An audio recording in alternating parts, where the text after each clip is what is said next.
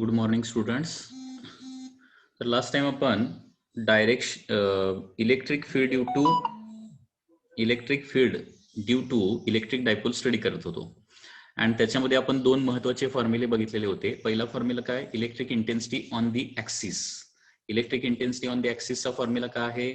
Electric intensity on the ऍक्सिसचा general formula आहे K 2PR divided by R square minus L square bracket square. किंवा जर L जर negligible असेल तर ऍक्सिसवरचा फॉर्म्युला काय आहे? के 2P by R cube.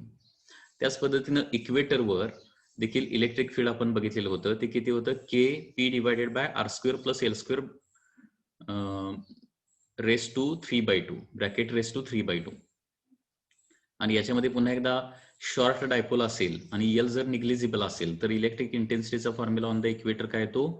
K into P by R cube. म्हणजे ऍक्सिसवर शॉर्ट फॉर्म्युला काय आहे? शॉर्ट डायपोल साठी फॉर्म्युला काय आहे? ऍक्सिसवर K into 2P by R cube आणि इक्वेटरवर K into P by R cube. K ची व्हॅल्यू काय असणार आहे? 1/4πε0. हे लक्षात ठेवा.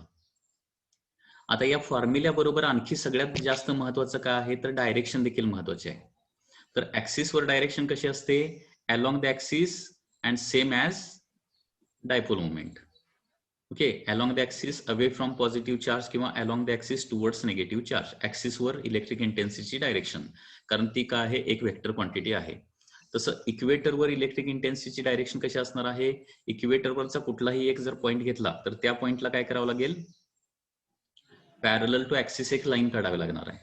ओके, आणि डायरेक्शन कशी असणार आहे? Parallel to axis and from positive charge towards the negative charge, अशी डायरेक्शन असणार आहे, पॉझिटिव्ह टू निगेटिव्ह. ओके, कुठलाही इक्वेटरवरचा पॉईंट घेतला तर हे आपण लास्ट टाइम स्टडी केलेलं आहे. ओके, त्याचबरोबर आता समजा पॉईंट कुठं आहे? ऍक्सिसवर पण नाहीये किंवा इक्वेटरवर पण पॉईंट नाहीये. ओके, ऍट एनी पॉईंट आहे, at any point near dipole असा पॉईंट आहे. ठीक आहे, आणि तो किती डिस्टन्सला आहे? डायपोलच्या सेंटर पासून आर डिस्टन्सला आहे. And it makes an angle theta. Okay, with the axis. तर इलेक्ट्रिक इंटेन्सिटीचा फॉर्म्युला इथं काय येतो बघा. हा फॉर्म्युला खूप महत्वाचा आहे. 1/4πε0. त्याला शॉर्ट मध्ये आपण कॉन्स्टंट के म्हणू शकतो. K into P by R cube square root of 3 cos square theta plus 1. So this is the formula for electric intensity at any point near dipole. Where r म्हणजे काय असणार आहे? Distance from the centre of the electric dipole. आणि theta म्हणजे काय? Angle made by that point P with the axis और with the dipole, that is the theta. K into P by R cube square root of 3 cos square theta plus 1. आता सगळ्यात महत्वाचे इथं direction देखील आहे. तर डायरेक्शन बघा, हे खूप महत्वाचे आहे डायरेक्शन. तर इथं इलेक्ट्रिक इंटेन्सिटीची डायरेक्शन जी आहे ती कशी असणार आहे? At an angle alpha to OP. OP जी लाईन आपण काढलेली आहे त्याला अल्फा असणार आहे. आणि अल्फाचा व्हॅल्यू कशी काढायची आहे? By using this formula, that is tan alpha is equal to half tan theta येतं. Tan alpha is equal to काय येतं? हाफ टॅन थीटा येतं.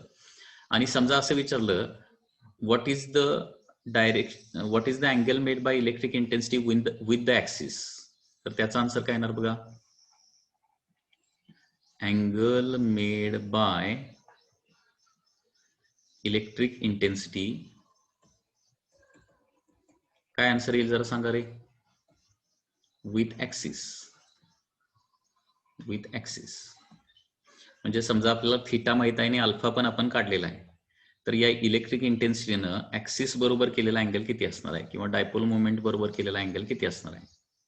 ऍक्सिस इज काय असणार आहे? थीटा प्लस अल्फा असणार. कारण ओपी लाईननं ऍक्सिस बरोबर अँगल किती केला आहे? थीटा. ओके, ओपी या लाईननं ऍक्सिस बरोबर अँगल केलाय थीटा, आणि इलेक्ट्रिक इंटेन्सिटीनं ओपी बरोबर किती अँगल केलाय? अल्फा केलाय.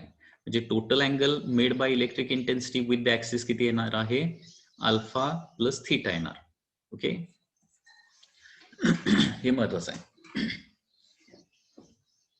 याच्यामध्ये कुणाला काय डाऊट आहे का? तर हे झाले सगळे फॉर्म्युले इलेक्ट्रिक इंटेन्सिटीचे due to electric dipole.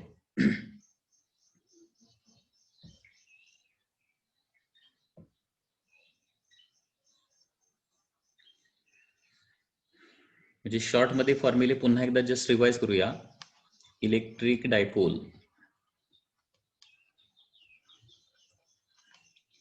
Electric intensity सुरुवातीला on the axis. Short formula फक्त लिहूया. K2P/R³. डायरेक्शन कशी असते? अलॉंग ऍक्सिसच असते. अलॉंग ऍक्सिस असते and away from positive charge और टुवर्ड्स नेगेटिव्ह चार्ज. त्याच्यानंतर इक्वेटरवर इलेक्ट्रिक इंटेन्सिटी असते K/P/R³. डायरेक्शन कशी असणार आहे? पॅरलल टू ऍक्सिस असणार. ऍक्सिसला पॅरलल डायरेक्शनच असणार आहे. And from positive to negative charge अशी डायरेक्शन असणार आहे. आणि at any arbitrary point okay K/P/R³ square root of 3 cos square theta plus 1. आणि याची डायरेक्शन आपण टॅन अल्फानं काढतो. Tan alpha is equal to half tan theta किंवा alpha is equal to tan inverse of half tan theta. Okay. आणि याची direction with axis कशी असणार आहे? With axis direction is alpha plus theta येणार आहे किंवा थीटा प्लस अल्फा. ऍक्सिस बरोबर इलेक्ट्रिक इंटेन्सिटीनं अल्फा प्लस थीटा अँगल केलेला असणार आहे. थीटा तर तुम्हाला प्रॉब्लेम मध्ये दिलेला असणार आहे. अल्फा तुम्हाला काढावा लागेल.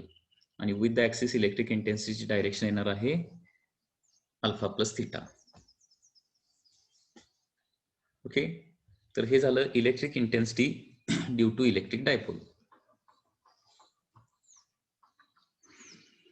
आता याच्यानंतर नेक्स्ट आहे that is when electric dipole is placed in external electric field. When a dipole is placed in external electric field. Okay. तर त्याच्यावर टॉर्क आणि फोर्स किती ऍक्ट होणार? सपोज अशा प्रकारे एक इलेक्ट्रिक फील्ड आहे.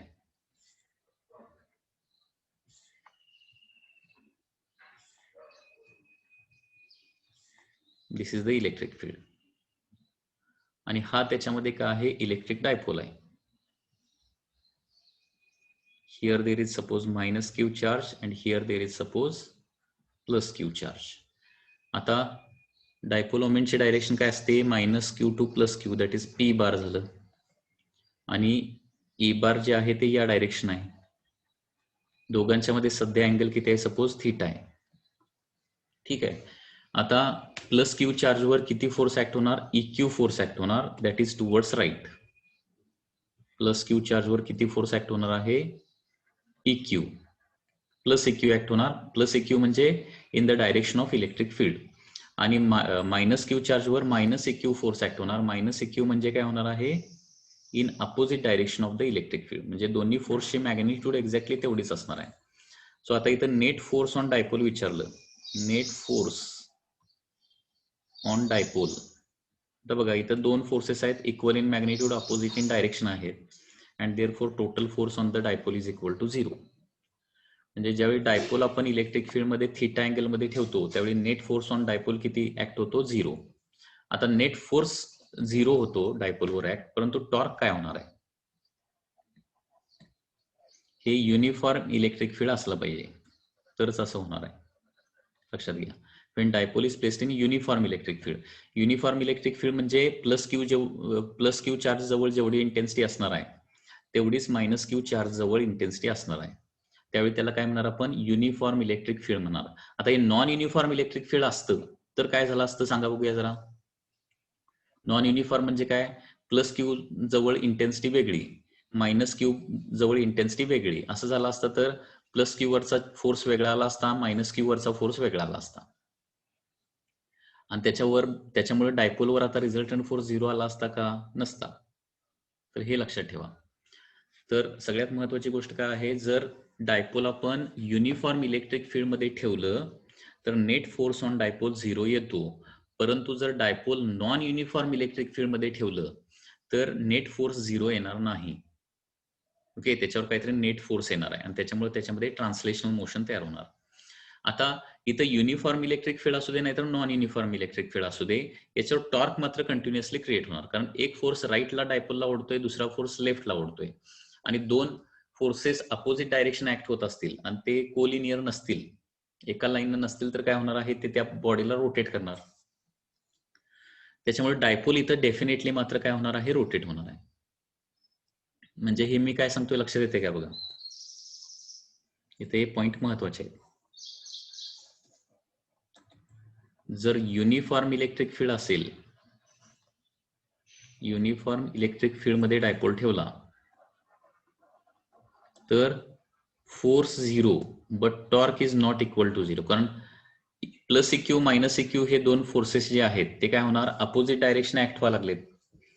ओके, प्लस इक्यू त्या डायपोलला राईट ओढायचा प्रयत्न करणार, मायनस इक्यू त्याला लेफ्ट ओढायचा प्रयत्न करणार आणि त्याच्यामुळे ते रोटेट होणार. त्याच्यामुळे टॉर्क काहीतरी असणारच आहे तिथं. आणि तेच जर नॉन युनिफॉर्म इलेक्ट्रिक फील्ड असेल, नॉन युनिफॉर्म इलेक्ट्रिक फील्ड असेल तर मात्र काय होणार इथं, आता force is not equal to 0 and torque is also not equal to 0. Force आणि टॉर्क दोन्ही ऍक्ट होणार. मग हे लक्षात ठेवायचं आहे. तर सध्या तरी आपलं युनिफॉर्म इलेक्ट्रिक फील्ड आहे, त्याच्यामुळे net force on the dipole is equal to 0. परंतु आता टॉर्कचं काय होतंय ते बघूया. आता टॉर्क टाऊ म्हणजे काय असतं, आता हे एक आहे कपल आहे, लक्षात घ्या. कपलची कन्सेप्ट तुम्ही ऐकलेली असेल. एखाद्या बॉडीवर दोन फोर्सेस ऍक्ट होत असतील, ते equal in magnitude, opposite in direction असतील आणि नॉन कोलिनियर फोर्सेस असतील, तर याला काय म्हटलं जातं, कपल असं म्हटलं जातं. Couple, two equal and opposite forces, two equal opposite and non collinear forces form a couple. बरोबर, दोन equal in magnitude, opposite in direction and non collinear म्हणजे एकाच लाईनला नाहीयेत. एकाच लाईनला असले तर ते एकमेकाला कम्प्लिटली कॅन्सल आउट करणार. त्यावेळी टॉर्क पण क्रिएट होणार नाही आणि फोर्स पण क्रिएट होणार नाही. तर नॉन कोलिनियर असल्यामुळं फोर्स 0 राहील, रिझल्टंट फोर्स 0 राहील, परंतु बॉडी रोटेट मात्र होणार आहे, कपल क्रिएट होणार आहे तिथं. आता टॉर्कचा फॉर्म्युला काय असतो, वन ऑफ द फोर्स, कुठलाही एक फोर्स त्याच्यामधला, इंटू त्या दोन फोर्सेस मधलं perpendicular distance. So torque tau is equal to force, कुठला एक फोर्स म्हणजे इक्यू घेतो आणि या दोन फोर्सेस मधलं परपेंडिक्युलर डिस्टन्स म्हणजे हे डिस्टन्स घ्यावं लागेल आपल्याला.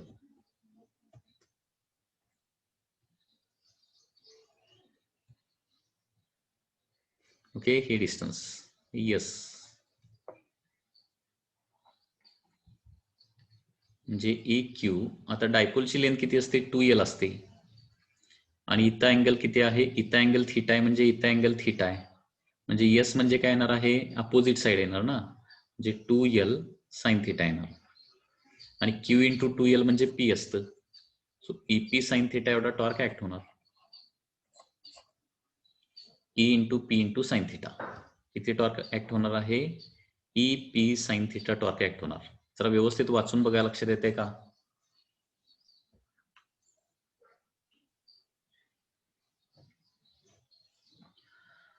थोडक्यात फायनल फॉर्म्युला आपला आलेला आहे. Torque acting on electric dipole, ज्यावेळी ते आपण एक्सटर्नल युनिफॉर्म इलेक्ट्रिक फील्ड मध्ये ठेवणार त्यावेळी टॉर्क ऍक्ट होतो इलेक्ट्रिक इंटेन्सिटी तिथं असणारी इंटू ते डायपोल जे ठेवलेलं आहे त्याचं dipole moment into sine of angle between electric field and dipole. आता हाच फॉर्म्युला व्हेक्टर फॉर्म मध्ये लिहायचा झाला तर tau bar is equal to काय येणार आहे, P bar cross E bar आहेत, क्रॉस प्रोडक्ट आहे. Tau bar is equal to काय येतं, P bar cross E bar. E bar cross P बार लिहून चालत नाही, ते पी बार क्रॉस ई बारच लिहावं लागेल. So this is the formula for torque in vector form. P bar cross E बारची magnitude काय येणार, पी साइन थीटा येणार, म्हणजे तेच येतं परत answer. So when electric dipole is placed in external electric field, torque किती क्रिएट होतो, P E sine theta. P E sine theta किंवा ईपी साइन थीटा कसंही लक्षात ठेवलं तरी चालेल. Torque is P E sine theta असं लक्षात ठेवा, म्हणजे P bar cross E bar पण लक्षात राहील.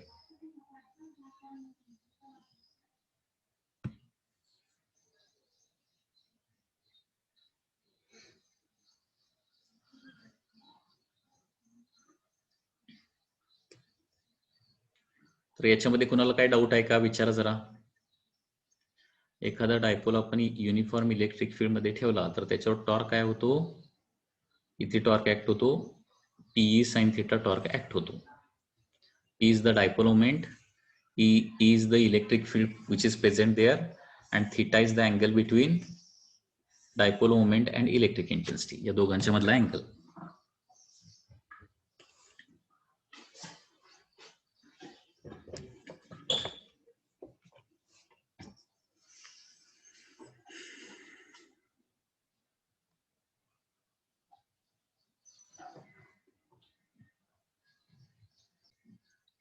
Next part is work done in rotating a dipole.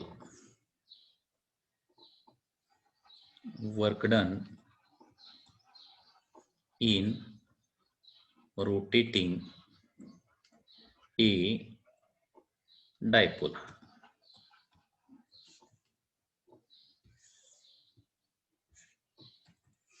Work done in rotating a dipole. आता सो वन लक्षात घ्या की सपोज हे एक युनिफॉर्म इलेक्ट्रिक फील्ड आहे. पुन्हा एकदा युनिफॉर्म इलेक्ट्रिक फील्ड मध्ये डायपोल ठेवायचा आहे आणि त्याला रोटेट करायचं आहे. ते रोटेट करण्यासाठी किती वर्कडन लागणार आहे? Work done in rotating a dipole. Suppose ही त्याची इनिशियल पोझिशन आहे डायपोलची. Okay, it is minus Q plus Q आणि इनिशियल अँगल किती आहे? सपोज इनिशियल अँगल आहे θ1 अँगल आहे. आणि सपोज आता काय करायचं आहे, त्याला θ2 अँगल पर्यंत रोटेट करायचं आहे.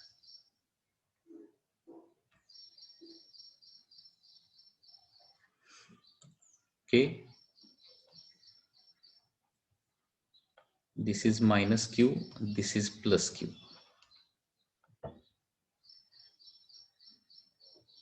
तर या प्रोसेसमध्ये किती वर्कडन होणार आहे? A dipole is to be rotated from angle θ1 to θ2. तर इथं वर्कडन किती होणार? आता मॅग्नेटिक इफेक्ट मध्ये आपण बघितलेलं होतं बघा, टॉर्कचा फॉर्म्युला तिथं एमबी साइन थिटा होता आणि अॅनालॉगस टर्म आहेत ना. एम म्हणजे काय? Magnetic dipole moment. तर त्याच्याऐवजी इथं काय आहे? इलेक्ट्रिक डायपोल मोमेंट आहे. तिथं काय होतं? मॅग्नेटिक इंडक्शन होतं. त्याच्याऐवजी इथं काय आहे? इलेक्ट्रिक इंटेन्सिटी आहे. सो एम बार क्रॉस बी बार आठवतो का फॉर्म्युला? मॅग्नेटिक डायपोलवर ऍक्ट होणारा टॉर्क किती होता? एम बार क्रॉस बी बार होता, एम बी साइन थिटा होता. त्याच्याऐवजी फक्त काय लिहिलं आहे? PE sine theta. Work done in rotating magnetic dipole आपण बघितलेलं होतं बघा, तोच फॉर्म्युला इथे येतोय. फक्त सिमिलर टर्म इथं अॅनालॉगस टर्म वापरले जाणार आहे. तो फॉर्म्युला आठवतोय का बघा? तो M B in bracket cos θ1 minus cos θ2 असा फॉर्म्युला होता. तसं आता इथं बघा, सध्या टॉर्क किती ऍक्ट होतोय बघा? Torque acting on dipole. त्याचा फॉर्म्युला आत्ताच आपण बघितला. Tau is equal to P E sine theta. Magnetic field मध्ये काय येतं? M B sine theta.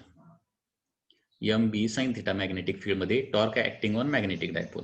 म्हणजे एखादा मॅग्नेटिक डायपोल जर एक्सटर्नल मॅग्नेटिक फील्ड बी मध्ये ठेवला तर त्याच्यावर टॉर्क किती ऍक्ट होता? M B sine theta.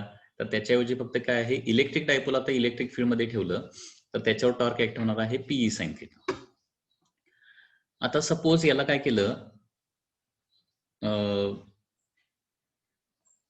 Very small angular displacement याची थिटा केली. Suppose now it is rotated by very small angular displacement, very small angular displacement d theta. तर इथं वर्कडन होणार आहे dw. वर्कडनचा फॉर्म्युला काय असतो? Tau into D theta. जसा वर्कडनचा formula force into displacement असतं, हे लिनियर मोशन मध्ये असतं, तसं रोटेशनल मोशन मध्ये वर्कचा फॉर्म्युला फोर्सला अॅनालॉगस टर्म का आहे? टॉर्क. आणि लिनियर डिस्प्लेसमेंटला काय आहे? Angular displacement, tau d theta. So work done होणार आहे इथं P E sine theta D theta. आता हे वर्कडन कुणी केलंय त्याच्यावर ते वर्कडन पॉझिटिव्ह येणार का निगेटिव्ह येणार हे डिपेंड आहे. जर एक्सटर्नल एजन्सीनं हे वर्कडन केलेलं असेल तर हे पॉझिटिव्ह येणार आहे आणि डायपोलनं केलेलं वर्कडन जर असेल तर काय येणार आहे, निगेटिव्ह येणार आहे. तर हे वर्कडन बाय एक्सटर्नल एजन्सी आपण घ्यायला लागलोय, P E sine theta D theta, work done by external agency. कारण लक्षात घ्या, हा जो टॉर्क कसा ऍक्ट होणार आहे, electric फील्डचा torque clockwise direction torque act होणार आहे. म्हणजे हा टॉर्क काय करत असतो, डायपोलला इलेक्ट्रिक फील्डच्या डायरेक्शननं आणायचा प्रयत्न करत असतो. इथं जो टॉर्क ऍक्ट होतोय ना पीई साइन थिटा, तो काय करायचा प्रयत्न करत असतो, डायपोलला इलेक्ट्रिक फील्डच्या डायरेक्शन आणायचा प्रयत्न करत असतो. ओके, मग त्याला रोटेट होऊ न देण्यासाठी एक्सटर्नल टॉर्क किती लावा लागेल, पीई साइन थिटाच लावा लागेल एक्सटर्नल टॉर्क. आणि काय करायचं आहे, डी थिटा एवढी अँग्युलर डिस्प्लेसमेंट करायची आहे. आता वर्कडन बाय एक्सटर्नल एजन्सी म्हटलं तर टॉर्क आणि अँग्युलर डिस्प्लेसमेंट दोन्ही सेम डायरेक्शन येतात आणि वर्कडन पॉझिटिव्ह येणार आहे. आणि हेच work done by that electric field म्हटलं असतं, वर्कडन बाय इलेक्ट्रिक फील्ड किंवा दॅट इलेक्ट्रिक फोर्स. तर हे मात्र काय आलं असतं, कारण टॉर्कची direction due to electric field काय आहे, क्लॉकवाईज आहे. आणि आपण डिस्प्लेसमेंट कशी करायला लागलो, angular displacement anti clockwise negative. म्हणजे हे डीडब्ल्यू जे आपण काढलंय P E sine theta D theta. आता ही जी कन्सेप्ट आहे, वर्क पॉझिटिव्ह येतंय का निगेटिव्ह येतंय, हे सगळी कन्सेप्ट तुम्हाला कुठं समजणार आहे, वर्क एनर्जी पॉवर नावाचा जो चॅप्टर आहे त्याच्यामध्ये अगदी क्लिअरली तुम्हाला समजेल वर्कडन पॉझिटिव्ह कधी घ्यायचं असतं, निगेटिव्ह कधी घ्यायचं असतं. कारण इथं फक्त वर्कडन हा वर्ड आपण लिहिलाय, परंतु हे ऍक्च्युली करेक्ट नाही. वर्कडन हा वर्ड लिहिणं हे चुकीचं आहे. वर्कडन बाय हुम हे लिहावंच लागतं, अदरवाईज ते प्लस मायनस लिहू शकत नाही आपण. आता सध्या तरी आपण हे कन्सिडर करायला work done by external agency, external agency किंवा एक्सटर्नल पर्सन. ओके, तर त्याला रोटेट करण्यासाठी anti clockwise direction P E sine theta एवढा टॉर्क लावून धरावा लागेल आणि डी थिटा एवढी काय करायची आहे, अँग्युलर डिस्प्लेसमेंट करायची आहे. कारण θ1 टू θ2 जायचं आहे ना, म्हणजे angular displacement D theta anti clockwise direction करायची आहे. दोन्ही टॉर्क आणि अँग्युलर डिस्प्लेसमेंट सेम डायरेक्शन असतील तर काय होणार आहे, वर्कडन पॉझिटिव्ह येणार आहे. तर हे वर्कडन बाय एक्सटर्नल एजन्सी आपण काढायला लागलोय. ओके, तर हे झालं स्मॉल डिस्प्लेसमेंटचं वर्कडन. सो टोटल वर्कडन म्हणजे काय येणार, integration of PE sine theta D theta. आणि कुठून कुठंपर्यंत, θ1 पासून θ2 पर्यंत याचं वर्कडन करायचं आहे. सो वर्कडनचा फॉर्म्युला येणार आहे, PE is a constant, integration of sine theta काय येतं, मायनस कॉस थिटा येतं. Integration of sine theta is minus cos theta from θ1 to θ2. So work done येणार आहे, मायनस साइन बाहेर काढूया, मायनस पीई कॉस थिटाला लिमिट काय येणार आहेत, θ1 टू θ2. आता लिमिट्स ठेवूया, minus PE as it is, सुरुवातीला अप्पर लिमिट ठेवूया, cos θ2 minus cos θ1. And therefore वर्कडनचा आता मायनस साइन परत आता अप्लाय केलं तर काय येणार आहे, पीई कॉस θ1 मायनस कॉस θ2. हाच वर्कडनचा फॉर्म्युला आपण मॅग्नेटिक इफेक्ट मध्ये देखील बघितलेला आहे, फक्त तो कुठला आहे, मॅग्नेटिक डायपोलला रोटेट करण्यासाठीचं वर्कडन. हे फक्त इलेक्ट्रिक डायपोलला रोटेट करण्यासाठीचं वर्कडन आहे. सो वर्कडन हे कुणाचं वर्कडन आहे, work done by external agency. Okay, so work done by external agency to rotate from angle θ1 to θ2 चा फॉर्म्युला येतो, पीई कॉस θ1 मायनस कॉस θ2 येतो. Okay, cos θ1 minus cos θ2.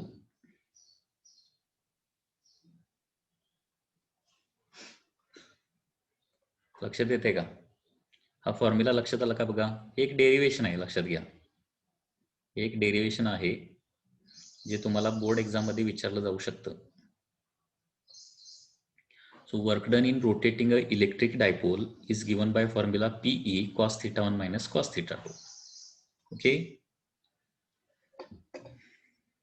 दुसरा फॉर्म्युला काय आहे, असा सेम टू सेम फॉर्म्युला, म्हणजे जसे इलेक्ट्रिक फील्ड मध्ये फॉर्म्युला आहेत ना, तसे same to same magnetic effect मध्ये किंवा मॅग्नेटिक फील्ड मध्ये फॉर्म्युले आहेत.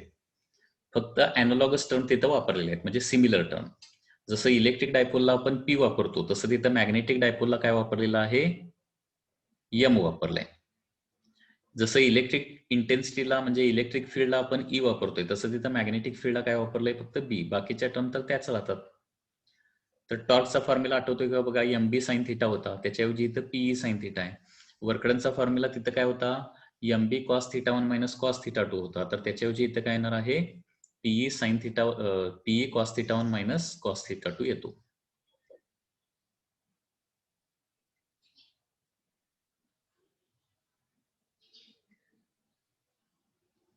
तर असं हे वर्कडन येणार आहे.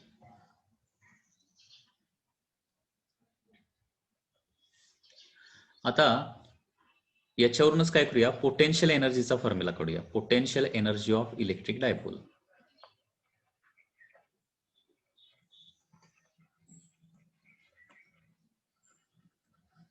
Potential energy of electric dipole.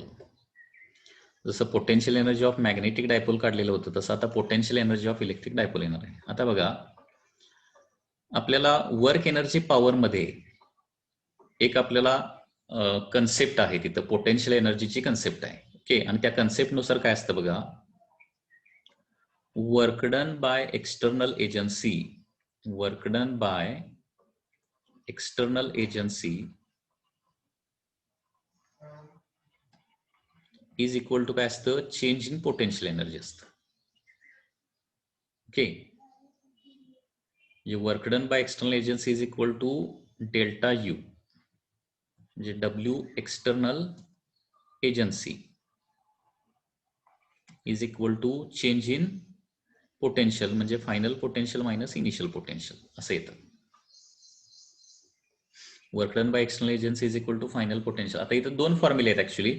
Work done by conservative force is equal to minus delta U असतं, that is U1 minus U2 असतं. म्हणजे हे त्याच्यासाठी तुम्हाला वर्क एनर्जी अँड पॉवर हा टॉपिक अगदी व्यवस्थित प्रिपेअर करावा लागेल.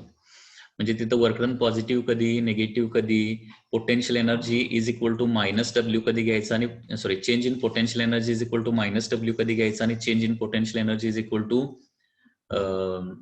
प्लस डब्ल्यू कधी घ्यायचं, हे सगळं, ह्या सगळ्याच्या गोष्टी अगदी डिटेलमध्ये वर्क एनर्जी पॉवर या टॉपिकमध्ये आहेत, लक्षात घ्या. त्याच्यासाठी वर्क एनर्जी पॉवर नावाचा टॉपिक जो आहे तो तुमचा परफेक्ट असणं आवश्यक आहे.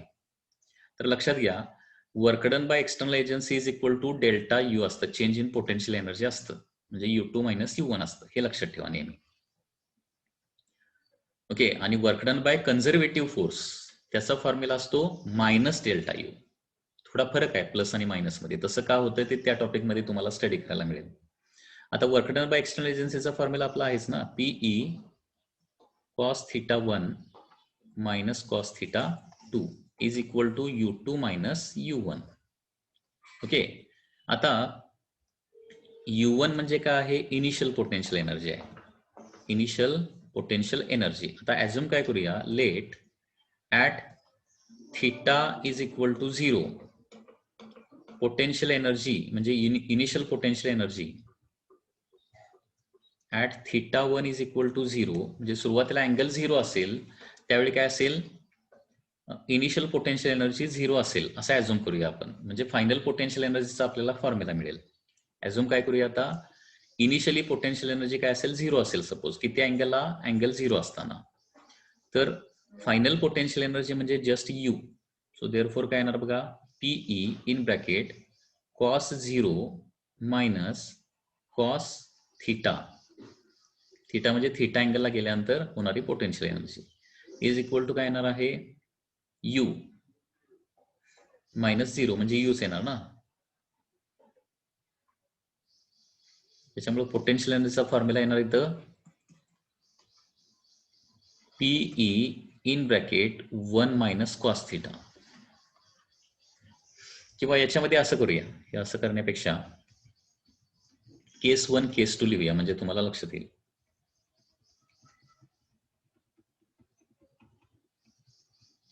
केस 1 केस 2.